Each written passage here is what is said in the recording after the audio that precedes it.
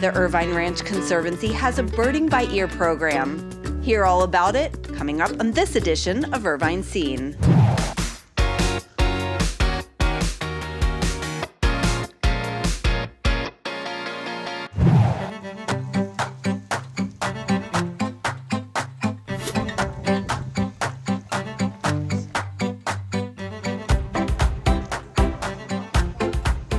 We're here at Bommer Canyon Cattle Camp. Today's topic, birds. Not watching, but rather listening. Let's explore. Okay, we'll come back to that bird later. Did you hear that rattle going on? That's a Nettles woodpecker that was going on over there. We have an opportunity to listen and really immerse ourselves into the environment that's around here, but in a different way. This activity specifically is called Accessibility for All, and it's an opportunity to have all residents have an equitable opportunity to experience the open spaces, and we're listening through the power of sound. This activity is focused more on listening for birds and learning how to identify birds by their sounds, which is quite an art. Birds have personalities and they don't always make the exact same sound, but a lot of times you're not even aware the birds are there until you hear the sounds.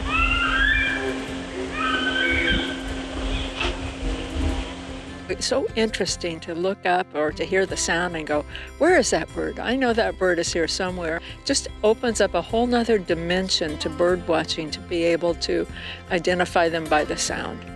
Listening to their distinct sounds to identify them rather than color and markings make it easier for visually impaired people to participate. Their ears are wonderful sources of getting information into them. So very oral.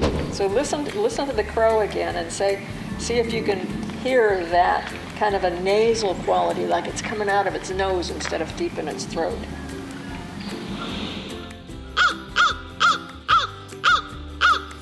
It is very interesting to me because most often I'll hear a bird before I see a bird. And sometimes the trees are just full of them and you can't really tell what it is. So learning what sound each bird makes will help me identify them. Timothy Chang says he already knows one bird sound and shares what makes it special. The quail?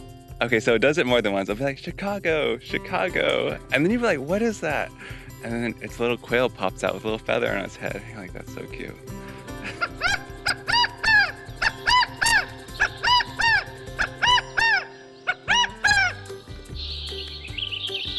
That's our typical Chicago. I'm a retired first grade teacher with Irvine Unified. I retired just this past June. So now I get to do all these fun activities. I've been on a few bird tours already, and it just amazes me how the people who are leading it, I mean, they hear this thing and they'll be able to see, oh, there it is in that tree and it's such and such, and they can tell the difference. And you can see that gorgeous granary branch there that has all those holes.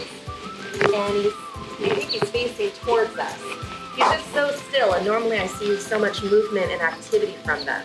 I mean, I'm pretty good. I know what a crow is, but all these different house finches and, scrub brush, blue jays and things, it's fantastic learning about what they all are and what they do. Some small birds make big sounds. Others are single note.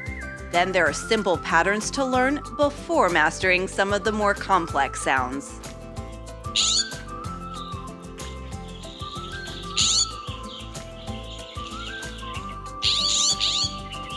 You hear the pitch goes up. It's thanks to the California gnatcatcher that the open space is here today. And that little songbird only wants to live in a specific habitat, our coastal sage scrub habitat, which is here in Bommer Canyon. And that protection for that little bird helped to protect the open space that we have here in the city of Irvine. And you heard it this morning. I did hear it this morning. It has a little tiny kitten call and it's so adorable, but it's basically like the shout of triumph of protection out here. For more on upcoming free programs and events, log on to their website. For Irvine Scene, I'm Jacqueline Twegg. Crow or raven? That sounded like the crow, didn't it?